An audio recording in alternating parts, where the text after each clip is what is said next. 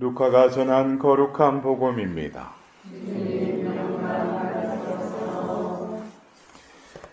그때 하느님께서는 가브리엘 천사를 갈릴레아 지방 나자릿이라는 고을로 보내시어 다윗 집안의 요셉이라는 사람과 약혼한 처녀를 찾아가게 하셨다. 그 처녀의 이름은 마리아였다. 천사가 마리아의 집으로 들어가 말하였다. 은총이 가득한 이여 기뻐하여라. 주님께서 너와 함께 계시다. 이 말에 마리아는 몹시 놀랐다. 그리고 이 인사말이 무슨 뜻인가 하고 곰곰이 생각하였다. 천사가 다시 마리아에게 말하였다. 두려워하지 마라, 마리아야. 너는 하느님의 총애를 받았다. 보라, 이제 내가 잉태하여 아들을 낳을 터이니 그 이름을 예수라 하여라. 그분께서는 큰 인물이 되시고 지극히 높으신 분의 아드님이라 불리실 것이다. 주 하느님께서 그분의 조상 다윗의 왕자를 그분께 주시어 그분께서 야곱 집안을 영원히 다스리시리니 그분의 나라는 끝이 없을 것이다. 마리아가 천사에게 저는 남자를 알지 못하는데 어떻게 그런 일이 있을 수 있겠습니까? 하고 말하자 천사가 마리아에게 대답하였다. 성령께서 너에게 내려오시고 지극히 높으신 분의 힘이 너를 덮을 것이다. 그러므로 태어날 아기는 거룩하신 분, 하느님의 아드님이라고 불릴 것이다. 내 친척 엘리사벳을 보아라. 그 늙은 나이에도 아들을 잉태하였다. 아이를 못 낳는 여자라고 불리던 그가 임신한 지 6달이 되었다. 하느님께는 불가능한 일이 없다. 마리아가 말하였다. 보십시오.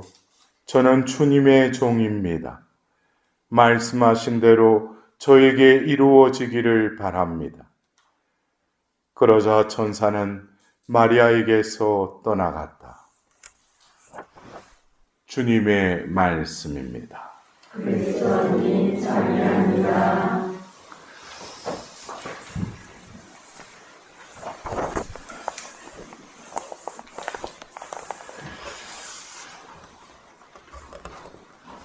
기다림의 시기인 이 대림 시기, 우리는 이 지상에서 누군가를 기다리기도 하고 어떤 때를 기다리기도 합니다. 그럴 때 우리가 기다린다고 하는 것은 어디에서 이루어지는 것 같아요? 생각에서 이루어지는 것 같아요? 아니면 어떤 마음에서 이루어지는 것 같아요? 그래요?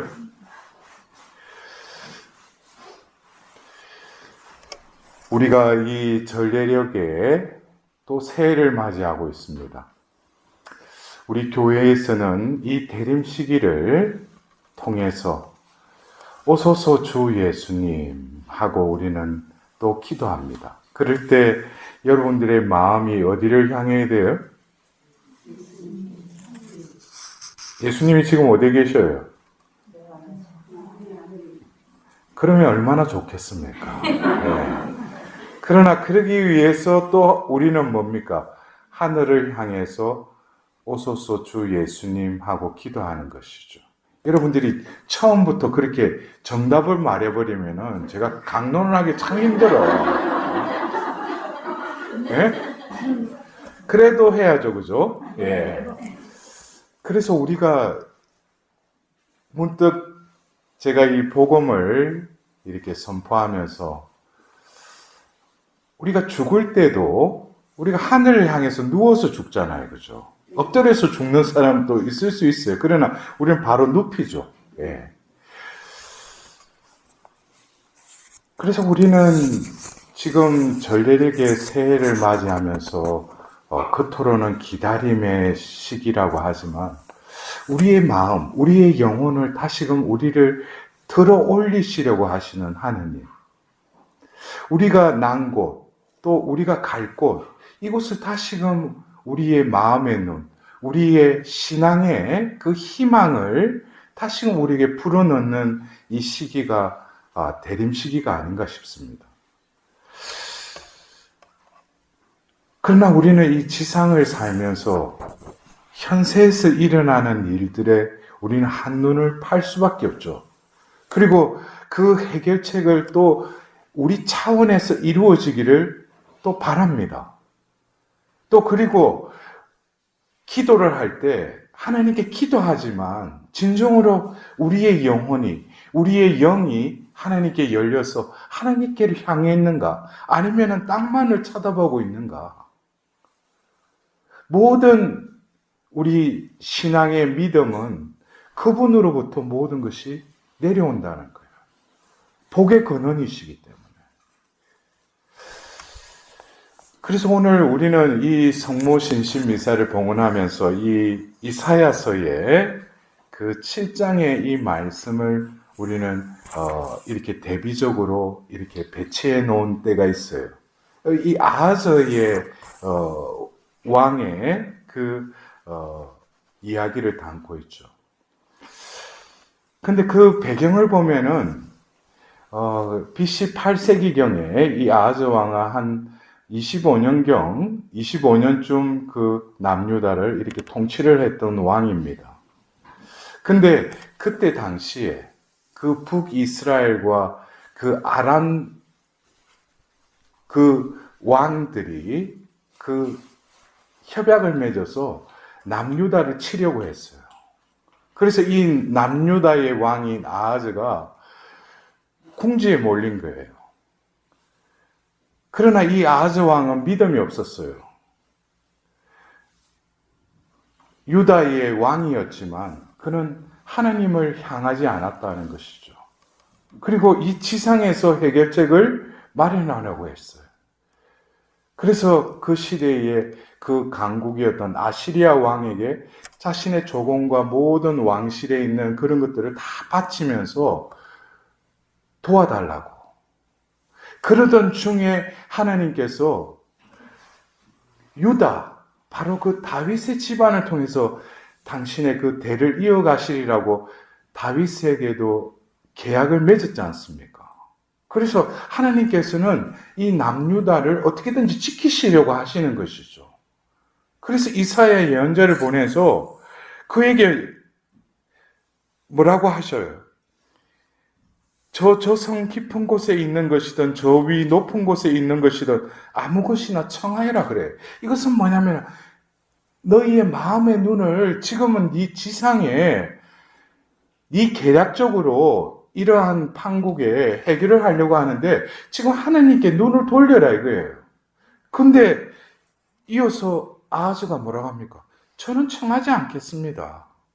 그리고 주님을 시험하지 않으렵니다. 이 뒷부분에 주님을 시험하지 않으렵니다. 이 말을 그냥 우리가 표면적으로 들으면 이 아하즈 왕이 믿음이 대단하구나. 하나님과 신뢰관계가 아주 돈독하구나. 이렇게 착각할 수 있어요. 그러나 그의 마음은 이미 굳어 있어요. 하나님께 도움을 청하기보다는 자신의 속셈이 이미 뭡니까? 지상 것. 이 세상의 힘의 논리에 이미 기속돼 버린 것이죠. 그러나 이사야 예언자는 뭡니까? 다윗 왕실은 잘 들으십시오. 이것은 다시금 다윗 계약을 상기시키시는 거죠. 하느님이 이루시는 그 계약의 신실하심을 그에게 주지시킵니다. 그러나 그는 들으려고 하지 않죠. 그러자 몸소 주님께서 여러분에게 표징을 주실 것입니다 하면서 하신 말씀이 젊은 여인이 잉태하여 아들을 낳고 그 이름을 임마누엘이라 할 것입니다. 이 말씀은 바로 마태오복음에 예수님이 태어났을 때 이 말씀이 이루어졌다고 그러죠. 하느님께서 우리와 함께 계시기 때문입니다. 여러분들 어쩌면 우리가 살아가면서 내가 예기치 않은 상황이 벌어졌다. 나에게 왜 이런 시련이 닥쳐오는가? 그러는데 그것은 어떤 면에서 성찰하기 전에 말하는 것이라면 자신이 주님의 비단에서 진정으로 내에게 이런 상황이 왜 벌어졌는가? 예기치 않은 것이 아니고 내가 의도한 부분이 있다는 것이죠. 어떤 아하즈 왕처럼 하나님께 내 눈을 들기보다는 세상 것에 한눈이 달렸다는 거예요. 그러니까 예기치 않은 일이 닥쳐온 것이 아니고 자기도 모르게 의도한 것이죠. 시련 또 뭡니까? 나의 믿음을 순수하게 만든다는 야고보서의 그 말씀의 측면도 있지만 시련은 내가 자초한 것이죠. 그러나 그 시련을 닥치고 나서 하나님께 푸념을 털어놔요. 왜 나에게 이런 시련이 닥치냐고. 그럼 자기 자신을 들여다보지 않죠. 자신이 왜 이런 일이 일어나기까지 왜 이런 수순이 생겨났는가를 자기가 곰곰이 생각해 보면은 욥처럼 어떤 통찰이 생기는 거예요. 내가 할 수 있는 것은 아무것도 없었어요. 하나님께 의탁하는 것밖에 없었는데 그러한 삶을 살지 않았기 때문에 이 현실은 당위적으로 닥칠 수밖에 없는 것이에요. 어쩌면 오늘 우리가 이 복음의 성모 영보의 이 장면을 루카 복음사가가 이렇게 복음서에 적어주셨다는 것이 얼마나 우리에게는 위안이 되고 희망이 되고 힘이 되는지 몰라요. 그냥 맹목적으로 성모 마리아를 공경하는 것이 아니라 이 말씀 안에 이 여인을 바라보면서 우리는 삶에서 많은 것을 이 성경 구절에서 깨달을 수 있어요. 여러분들 유대 사회에서 약혼을 하는 것은 우리처럼 이렇게 요즘 30이 넘어도 결혼 안 하는 남녀가 많고 독신으로 살려고 하는 사람도 많잖아요. 근데 유대 사회에서는 여자가 초경이 끝나고 얼마 되지 않으면 약혼을 한다는 거예요. 그리고 몇 년 후에 약혼 기간이 끝나면은 신랑 아버지가 때와 그 장소를 정하면은 그냥 혼례식이 그냥 벌어지는 거예요. 그래서 우리가 볼 때 이 루카복음 1장의 이 배경을 보면은 성모님이 이제 갓 소녀였어요, 소녀. 근데 그 가브리엘 대천사가 그 처녀에게 와서 첫 번째 하신 말씀이 은총이 가득하니요 기뻐하여라. 주님께서 너와 함께 계시다. 임마누엘, 하나님께서 우리와 함께 계시다. 주님께서 너와 함께 계시다. 그러나 구약의 하나님은 하늘에 계셨죠. 아직 이 땅에 안 오셨죠. 이 말은 뭡니까? 주님께서 너와 함께 계시다. 이것은 그들이 고대했던 메시아가 아직 오지 않았지만 이 마리아의 마음과 그 모든 삶은 하늘을 향해 있었다는 거예요. 어떻게 보면 하나님의 피조물로서의 질서 잡힌 삶을 살았다는 것이죠. 그런 삶을 살아가는 사람한테는 은총이 흘러내릴 수밖에 없죠. 우리가 물이 높은 데서 흐르지 않습니까? 우리가 하늘을 향해 있으면 하나님의 은총은 높은 데서 오시죠. 근데 내가 땅만 쳐다보고 있으면 은총이 임하실 수 있겠어요? 내가 지금 한숨만 쉬고 있는데 마음의 눈은 그냥 땅만 쳐다보고 있는데 은총이 임하실 수 있겠어요? 그래서 우리는 이 대림 시기에 이제 곧 맞이할 원죄 없이 잉태되신 마리아, 동정 마리아 대축일은 어떻게 보면은 이 성모님의 표양, 그 존재를 다시금 바라보라는 거예요. 그리고 우리는 원죄에 물들었지만 왜 성모님께 봉헌하는 것이 얼마나 우리의 특권인지를 깨달아라는 거예요. 그래서 이 일독서의 아하즈의 그 영혼과 또 그리고 이 마리아의 영혼을 한번 바라봅시다. 한 영혼은 땅을 향해 있다면, 이 지상에 머물러 있다면 이 마리아는 뭐예요? 그 어린 나이에도 하느님을 향해 있었다. 그래서 우리가 삶을 살아가는 데 있어서 신앙인들의 삶은 처음에는 우리가 지상에 살기 때문에 이 지상 것에 보고 듣고 느끼는 것에 우리가 반응을 할 수밖에 없죠. 그것에 영향을 받을 수밖에 없어요. 근데 내가 신앙인으로서 이제 교회에 들어와서 신앙생활을 한다면은 그 순간순간 지상에서도 나에게 어떤 유혹이 올 수도 있고 또 세상이 주는 축복도 받을 수 있고 호재도 생길 수 있어요. 그러나 그것에 마음이 빼앗겨서는 안 된다는 거예요. 어느 순간이든지 우리는 우리의 마음이 어떻게 내가 한눈을 팔더라도 즉시 하늘을 향해야죠. 그것이 회개의 삶이 아니겠습니까? 그래서 하늘에서 하느님께서 이미 예정하셨지만 그 처녀에게 천사를 보내십니다. 그래서 성모님께서는 어쩌면 이 대림 시기에 신앙인에게 있어서는 대림 시기의 모델이라고 할 수 있어요. 어쩌면 내가 지금 현세에서 겪고 있는 여러 가지 어려움과 문제점 이런 것이 왜 생겨났는가? 그것은 내가 은총 안에 머물지 않기 때문이에요.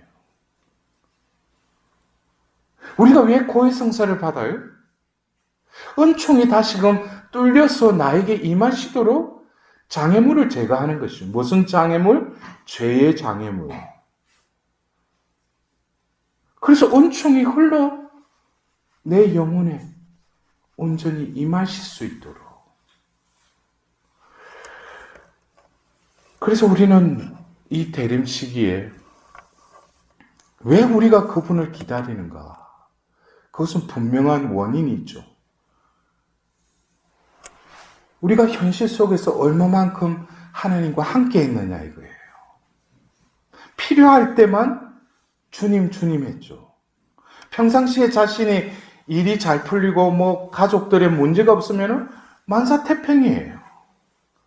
그때는 주님이 있는지 없는지도 상관하지 않아요. 발등에 불 떨어지면 그때부터 사이렌이 울리면서 왔다 갔다 하는 것이죠. 그래서 우리는 왜 예수님을 자꾸 오시라고 하는가? 이미 오셨는데, 우리 안에 계시는데, 왜 다시금 새로운 전례력을 시작하면서 예수님을 오시라고 초대하는가? 그것은 우리가 깨어나라는 거예요. 너의 존재를 깨달아라는 거예요.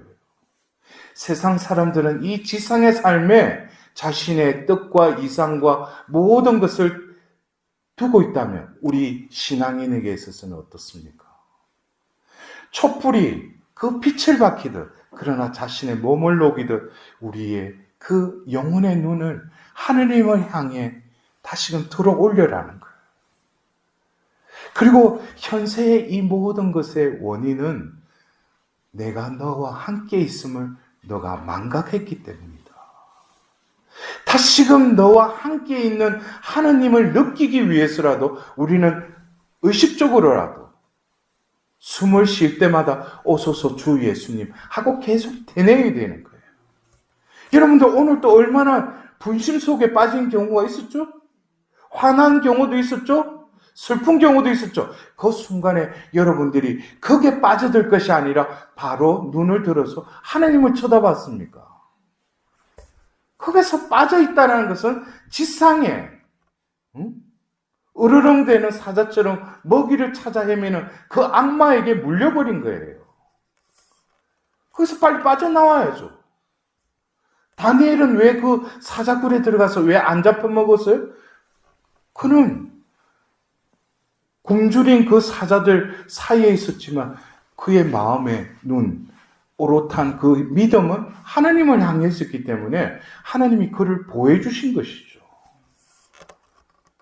그 옆에 으르렁대는 사자에게 눈을 둔 게 아니죠. 하나님을 향해 있었기 때문에 보호해주신 것이죠.